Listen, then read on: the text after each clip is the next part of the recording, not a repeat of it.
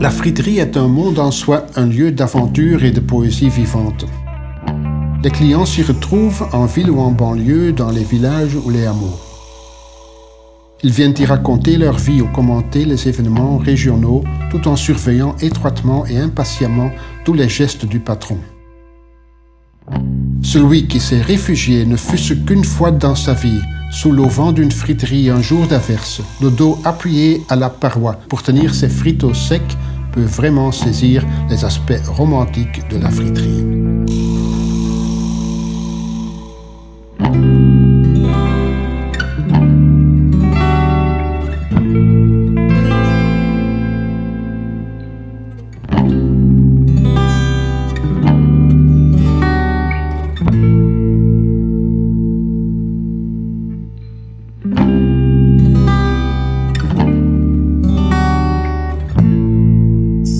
Manuscrit familial qui serait de 1781, curiosité de la table dans les Pays-Bas belgiques, et qui aurait été écrit par l'arrière-arrière-grand-oncle de ce Jo Gérard. Un extrait, donc: les habitants de Namur, Andenne et Dinan ont l'usage de pêcher dans la Meuse du menu fretin et de le frire pour en améliorer leur ordinaire, surtout chez les pauvres gens. Mais lorsque le gel saisit les cours d'eau et que la pêche y devient hasardeuse, les habitants découpent des pommes de terre en forme de petits poissons et les passent à la friture comme ceci.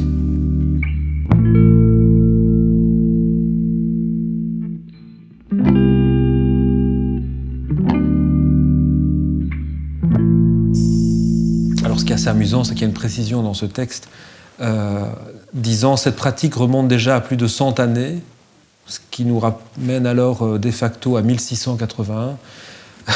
Donc bien avant l'œuvre de découvreur d'Antoine Parmentier et de la distribution de la pomme de terre qui, elle seule, ne peut donner lieu à la naissance de la frite, quoi. L'habitude de prendre des petits poissons de la Meuse et de les cuire, faire bouillir dans l'huile bouillante et ainsi les manger. Mais en hiver, lorsque la rivière était gelée, il prenait des pommes de terre, les coupait en tout petits poissons et ainsi il imitait, soi-disant, les poissons avec des frites. Et c'est ainsi que la frite serait née. Mais c'est une histoire inventée, hein, il n'y a aucun fond scientifique pour cela. C'est une fable, oui, c'est bien ça. Chacun a son inventeur de la culture de la pomme de terre. Dans chaque pays, je crois qu'il doit y en avoir un. Donc c'est cette origine un peu complexe et un peu finalement où il est bien difficile de déterminer qui a raison et qui a vraiment inventé, qui a démarré le premier, qui est intéressant parce qu'évidemment on aura du mal à trouver là-dedans la véritable authenticité, l'origine véritable. Pour la frite, les Français raisonnent de la façon suivante. Les frites sont considérées comme un mets délicieux dans le monde entier. La cuisine française est la meilleure du monde, donc la frite est française.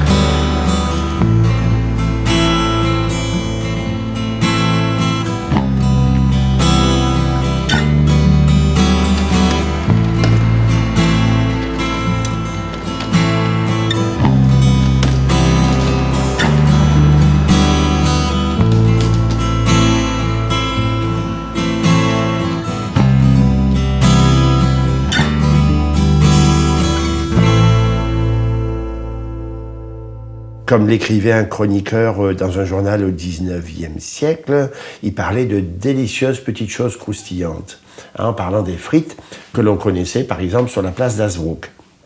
Il existe des textes sur la frite, il existe des dessins. Alors, on ne va pas dire que la frite se popularise au XIXe siècle, on ne sait pas vraiment quand elle s'est popularisée, mais l'idée de mettre des produits consommables dans la friture, ça n'est pas nouveau. C'est une façon de cuire qu'on retrouve très certainement déjà au Moyen-Âge. Donc c'est pour ça que moi, l'histoire qui est effectivement... qui ne s'avère pas être crédible de ces petits poissons au milieu du XVIIIe siècle qui étaient passés à la friture. Il y a un petit côté romantique et amusant qui me plaît pas mal. Donc, cette version-là m'intéresse, mais j'ai jamais eu, jusqu'à présent, d'autres versions avérées, je dirais, historiquement, qui m'est vraiment convaincu quant à la paternité de la frite. Il y a une rivalité manifeste entre la France et la Belgique sur l'invention de la frite, et certains énoncent l'idée que la frite serait une invention parisienne. Moi, je ne rentre pas dans ce débat-là non plus, si ce n'est que le couple franco-belge dans la frite est quelque chose qui m'intéresse. Donc voilà, après tout, là encore, les chercheurs ont encore du grain à moudre pour trouver qui est l'inventeur de la frite.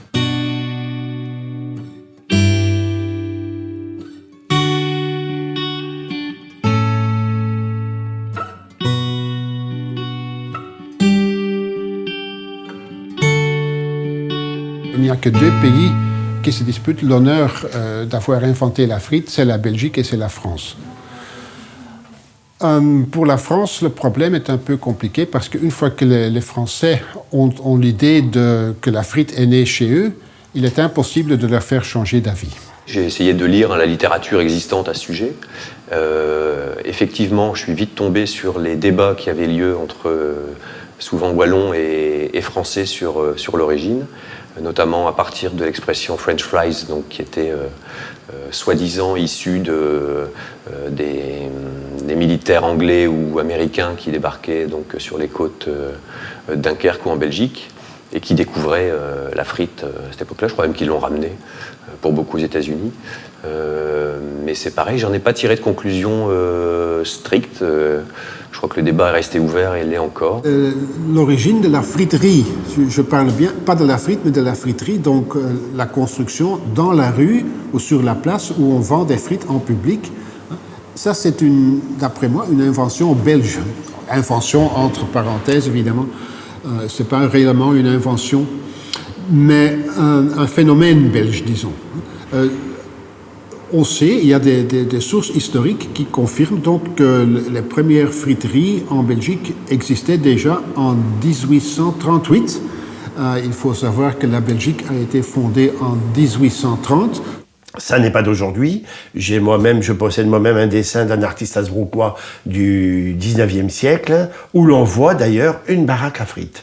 Ça, c'est marrant, ça. Hein? Donc, ça n'est pas nouveau, mais je vous dis, c'est un prolongement des habitudes de foire.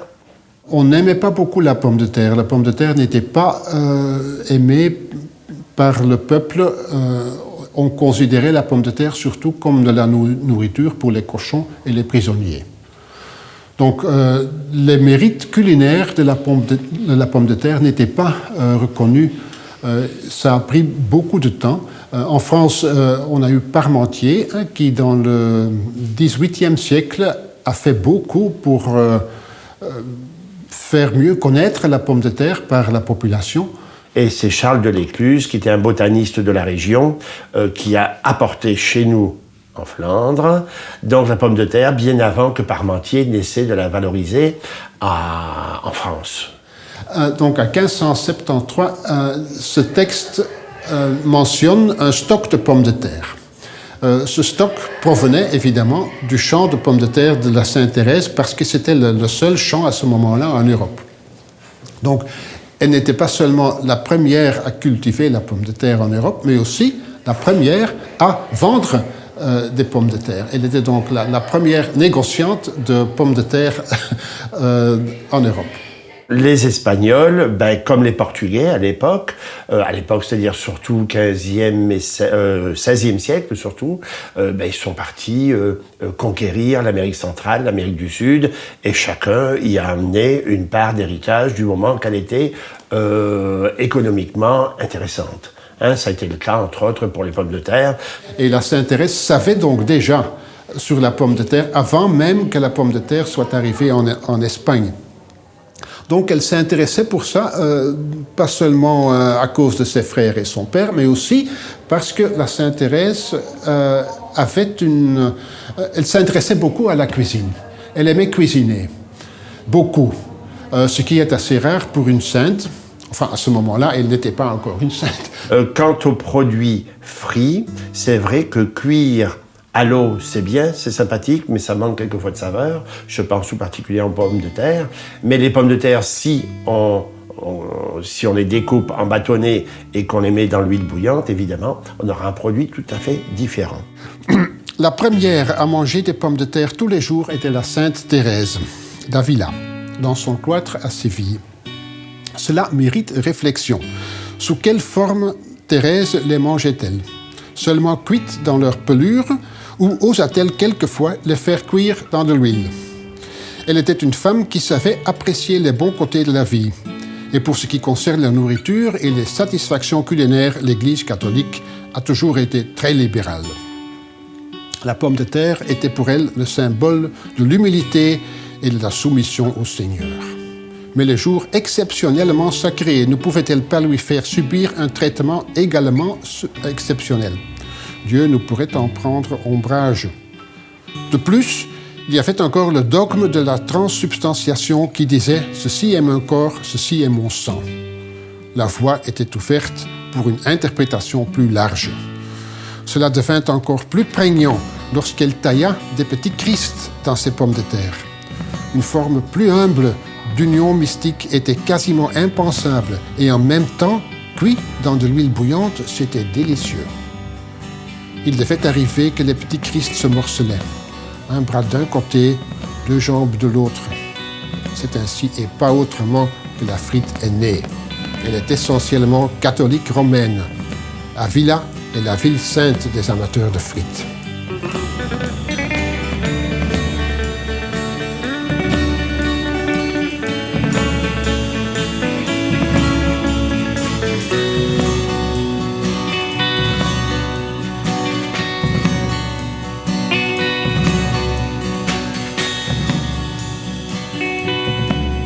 Même Yves Le Mannac, dans Frites et tribalisme, tente de resituer la frite, l'origine de la frite en Bretagne. Donc je me suis jeté sur ce bouquin en me disant mais les Bretons, ils ont déjà des chapeaux ronds et des crêpes, pourquoi est-ce qu'ils vont prendre la frite? À mon avis, j'ai l'impression que la friterie est une image de la Belgique. Et puis j'ai lu tout ce bouquin avec beaucoup d'appétit, d'autant qu'il est super bien documenté. Et quand tu arrives à la fin, tu t'aperçois que la recette de frites qu'il cite, c'est pas la façon de faire des frites. C'est des patates, oui, coupées, mais qui sont d'abord bouillies, qui sont sautées au beurre. Ça n'a rien à voir avec les frites. La frite, il y a quand même un savoir-faire. La Belgique est un pays assez drôle parce qu'il y a un côté flamand et un côté wallon, comme tout le monde le sait. Il y a Bruxelles, au centre, qui est mi-wallon, mi-flamand, soi-disant.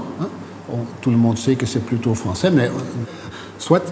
Donc, ces deux groupes linguistiques, disons, ils ont toujours eu des difficultés à se comprendre et à se mettre d'accord sur le gouvernement, sur tout ce qui concerne gouverner et gérer un pays. La frite, on pourrait l'évoquer également, c'est pas la propriété donc d'un peuple, d'une région, d'une zone géographique.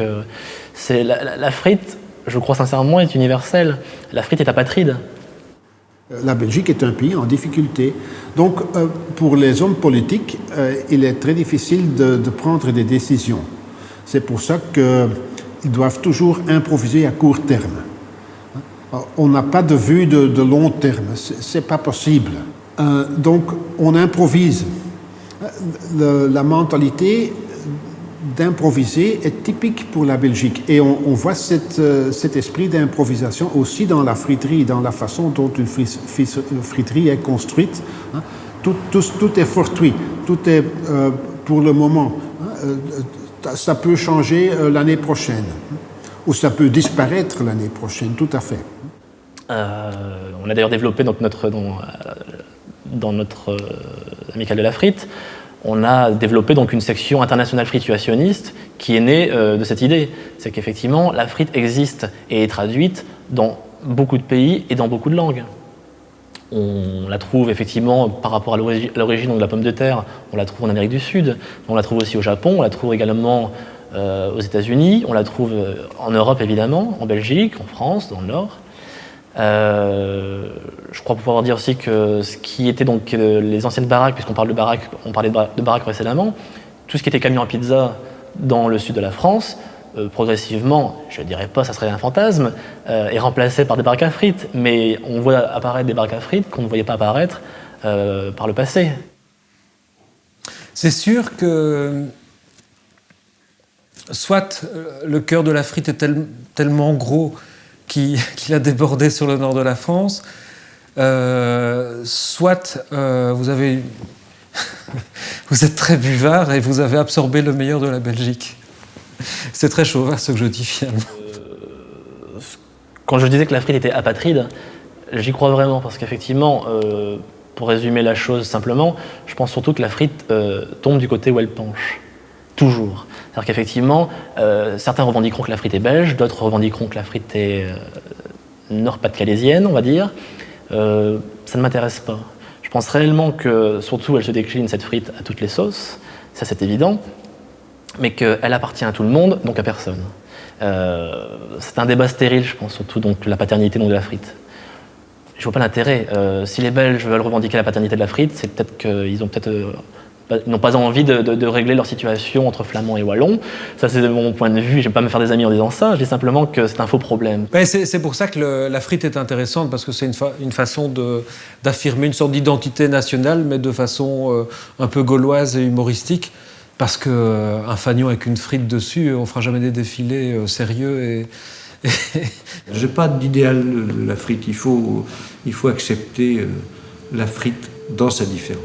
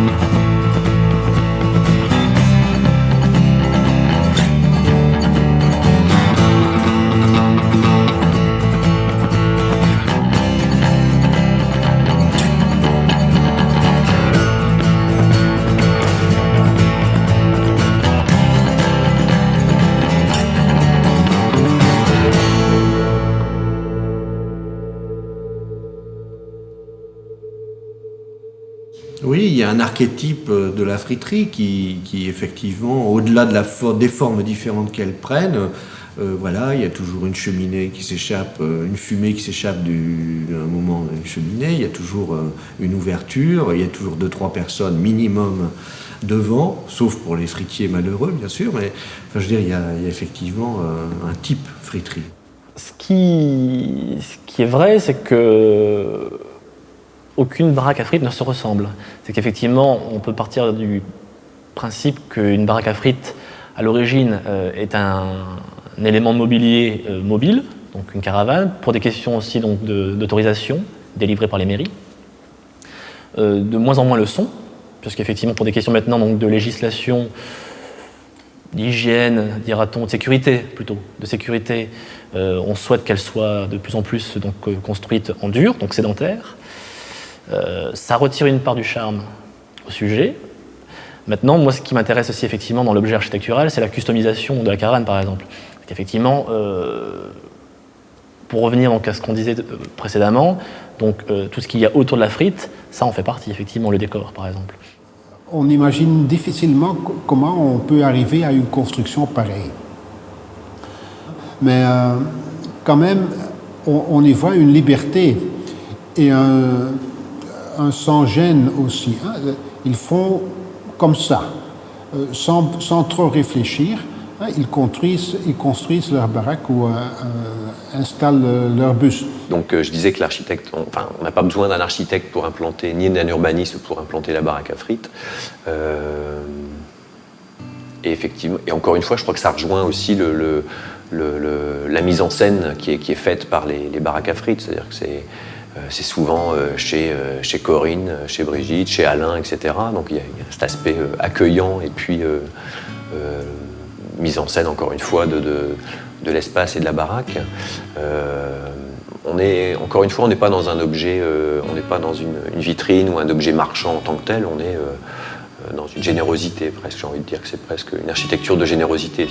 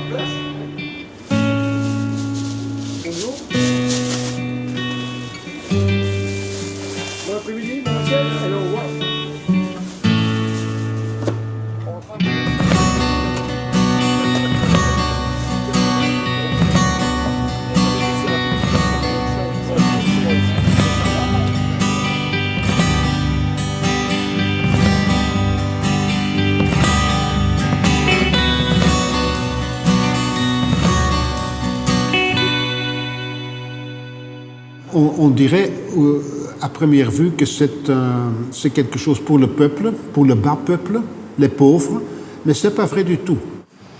Moi, je pense qu'on ne demande pas effectivement le revenu de chacun quand on commence à discuter devant une baraque à frites. Je pense que le rapport il est assez direct. On pourrait comparer avec les cafés. Il y a des cafés spécifiques partout.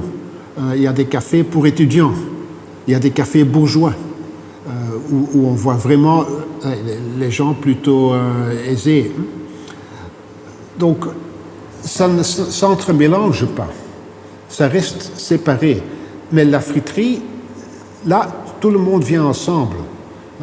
Aussi les bourgeois, les gens riches même. En même temps, on ne va pas avoir non plus de ségrégation par rapport à ce qu'on va commander. C'est-à-dire qu'il n'y a pas un homard à autant d'euros et une simple part de frites. Non, là-dessus, je pense qu'on a vraiment effectivement une collusion assez rapide avec les gens, simplement dans l'attente ou dans l'observation du friteur dans sa baraque. Là-dessus, je ne pense pas effectivement qu'on ait de blocage particulier. En tout cas, moi, j'en ai pas. Je tutoie très facilement les gens devant la baraque à frites, au même terme qu'on va m'appeler chef ou qu'on va me donner un petit surnom quand je vais commander. Là-dessus, j'ai pas de retenue. On associe constamment la frite à l'espace public, c'est-à-dire dans des endroits où on organise des fêtes et des réunions publiques, dans l'espace public. C'est très important parce que ça détache déjà la frite à l'origine du repas, je dirais, domestique. C'est un lieu donc de rassemblement, généralement à des endroits de passage. Donc ça veut dire, qui dit passage, dit grande variété de gens, et dit qu'autour de ce frite-côte, il y a toujours un pourcentage qui s'y arrête. Donc ce sont des gens assez différents qui s'y rencontrent et plus si sauce et affinité. C'est quand même bon que ça existe. C'est-à-dire qu'effectivement, même si ça reste un fantasme que toutes les couches sociales s'y retrouvent, je pense que de plus en plus, les couches sociales ne se croisent plus. Donc effectivement, on est dans un millefeuille où on a les riches, on a les pauvres, et que c'est des poncifs, je pense que de dire ça, mais effectivement, mais je crois que c'est un fait. Alors, que ces baraques à frites existent, je pense que c'est un peu une sorte de soupape qui permet, il n'y a pas que ça hein, évidemment, mais je pense que ce genre de lieu permet et facilite la cohésion sociale. Ça c'est pour moi indéniable. Après je pense qu'effectivement c'est pas forcément facile à prendre comme mayonnaise, mais... Ceci dit, cette histoire de groupe, c'est sympathique parce que tant que vous faites la queue, vous parlez forcément aux gens. Hein, la Flandre a été une terre d'accueil. Je crois que le Flamand a toujours compris que celui qui vient chez nous n'est pas forcément un ennemi. Donc, on se dit qu'on pourrait toujours tirer profit de celui qu'on a la chance de pouvoir côtoyer. En tout cas, c'est une sage philosophie.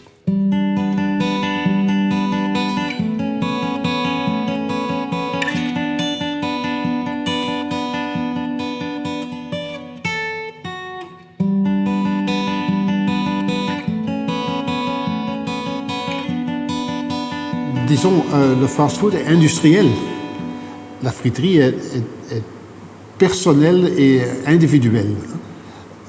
Le fast-food est omniprésent dans les villes, tandis que la friterie n'est pas limitée à la ville, mais on les voit aussi dans la campagne, dans les forêts même.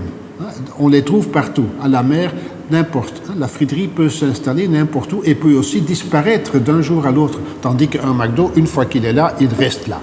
La dimension économique, c'est une dimension importante. Je veux dire, il ne faut pas la négliger, c'est très significatif.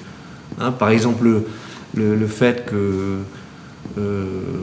la friterie, dans sa position locale, sur une place publique, etc., soit une habitude de quartier, mais en même temps, elle est dans une position par rapport à l'industrialisation de l'alimentation elle est attaquée d'une certaine manière, de façon de faire traditionnelle, par l'alimentation industrielle. Donc je crois que c'est un phénomène intéressant. Oui. Le fast-food est impersonnalisé. Le fast-food est international. Il n'a pas de caractère personnel.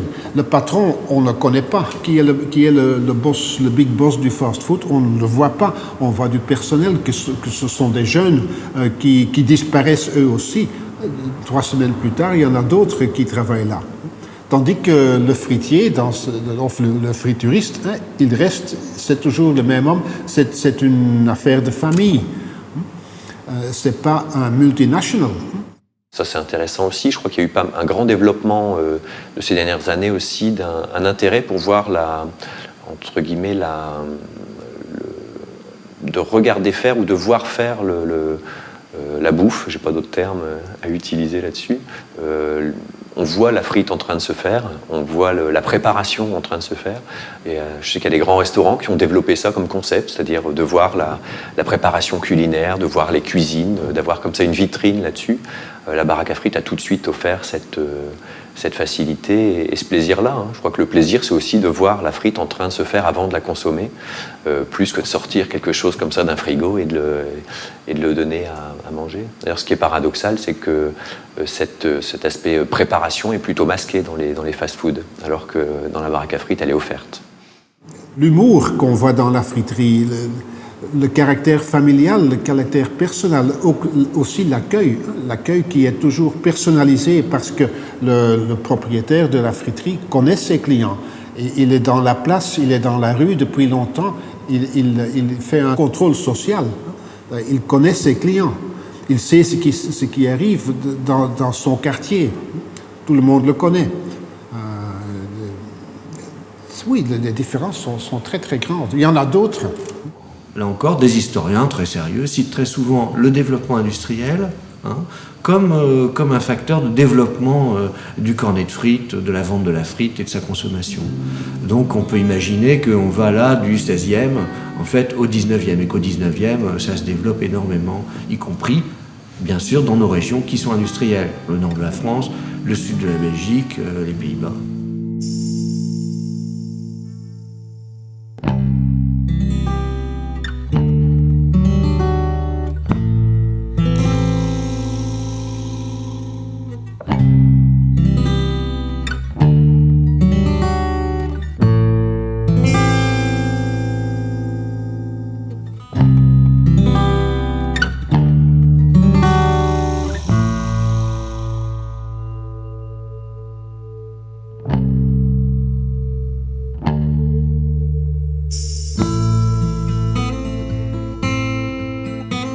Dans les 30 dernières années, j'ai vu une évolution énorme.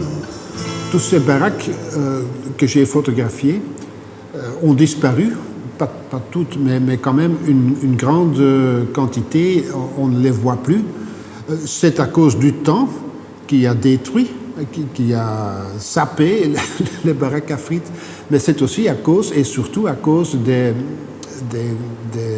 autorités régionales, les autorités de la commune ou de la ville qui ont dit « Ah, c'est pas possible ça, hein, regarde-moi ça, cette sale baraque, hein, ça peut plus rester ici, hein, ça détruit l'image jolie et touristique de notre belle ville.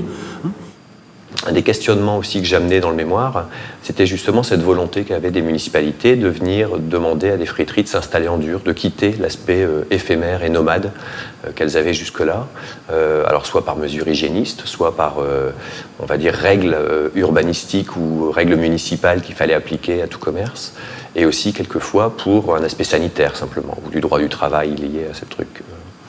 Et moi, je me désolais un petit peu de cette situation, c'est-à-dire qu'on perdait du charme originel de la baraque par cette demande d'implantation en dur. Mais c'est aussi la friterie qui, dans l'univers de l'architecture, est aussi d'une certaine manière un petit objet résistant. Et je pense qu'il y a un rapport direct entre la friterie et la caravane qui est très intéressant, à la fois d'un point de vue formel et puis d'un point de vue réglementaire. Caravane, c'est mobile, mais une friterie, ça ne doit pas bouger. Donc il y a déjà toute une déclinaison de moyens qu'ont les fritiers pour rendre stable un objet qui est mobile par définition.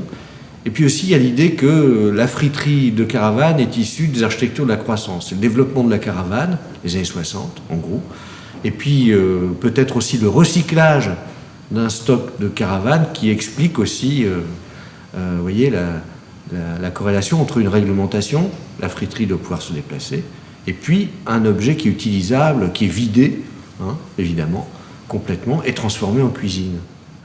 Après, il y a des choses qui s'additionnent à ce contexte, entre guillemets, réglementaire et pragmatique, qui sont par exemple la manière dont on va signaler les enseignes. 50 mètres avant une voie ferrée, on a 3, 2 ou 1 épi barré. Et moi, je me proposais donc juste de faire la même chose avec des épis peints en jaune, 150 mètres, 100 mètres, 50 mètres avant la baraque à frites. Donc, intégrer en fait l'annonce d'une baraque à frites dans les panneaux de signalisation du code de la route. Il me semble que ça pourrait être aussi une création d'utilité publique.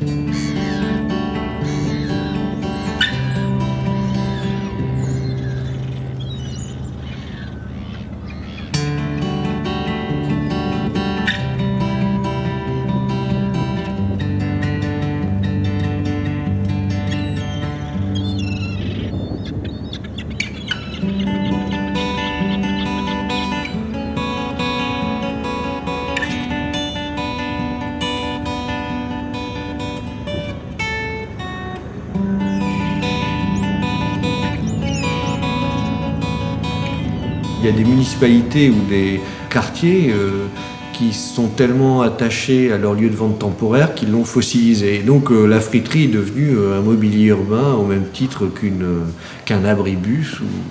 Donc il y a effectivement des friteries fixes dans l'espace public qui sont l'équivalent d'un mobilier urbain et qui en prennent même l'apparence, c'est-à-dire qui ne ressemblent plus du tout à une caravane ou à un chalet suisse, mais qui ressemble à, je ne sais pas, un abribus dessiné par Foster pratiquement, vous voyez, quelque chose de sophistiqué. Ce qui est dommage, parce que ces friteries-là ont toujours été là, et même sur le lieu où on les trouvait. Donc, près d'une église, en face d'une église, ou sur une grande place, près d'une statue, ou près des gares, ou contre les gares. Donc, les lieux là où passe beaucoup de monde, c'est ces lieux-là qu'ils préféraient, évidemment. La friterie véhicule encore maintenant, malgré donc, la tendance actuelle, mais elle véhicule toujours une mauvaise image. On dira ça gêne et ça pue. Mais c'est pas vrai, parce que sentimentalement, une fois qu'on connaît le frite-cote, le fait de le voir disparaître, on peut en éprouver une grande tristesse. Les nuisances nocturnes, le côté un petit peu bagarreur, parce qu'effectivement, en campagne, c'est souvent comme ça que ça se passe. Les sorties de boîte aussi, par exemple. Sauf que c'est rarement, dans une société de plus en plus policée, c'est rarement le cas. Il y a vraiment un ressenti, une sorte d'amitié profonde vis-à-vis du Friedecote, qui est, je vais revenir à la Belgique, mais qui fait partie vraiment aussi de la Belgique, et qui ne peut pas être dilué dans toutes ces nouvelles normes urbanistiques et autres. Donc je ne crois pas que ce soit vraiment le vrai problème. Moi, ce qui me surprend, c'est que si vous écoutez par exemple les politiques, ils vous défendront donc, la théorie donc, de la frite conviviale, et pourtant, puisque c'est eux qui décident les autorisations, on ne voit toujours pas de baraque à frites en centre-ville. L'espace public, c'est la vie. S'il n'y a pas dans l'espace public des choses qui s'y passent, ou si on interdit, ou si on limite les activités, l'espace public n'a plus aucun sens. Donc, comme quelquefois, dans ces petites agglomérations, la friterie, c'est une des activités qui est effectivement encore populaire, on les enlève, et bien l'activité de l'espace public disparaît. Oui. Et on retrouve ça un peu partout, je pense, dans l'administration, tout est structuré, tout est fait de plus en plus pour être contrôlé. On laisse de moins en moins de place à l'accident, alors que c'est quand même l'accident, a priori, le hasard aussi, qui est créateur. Pas seulement, mais en tout cas pour partie, le hasard, ce qui échappe et ce qui n'est pas contrôlable, est intéressant.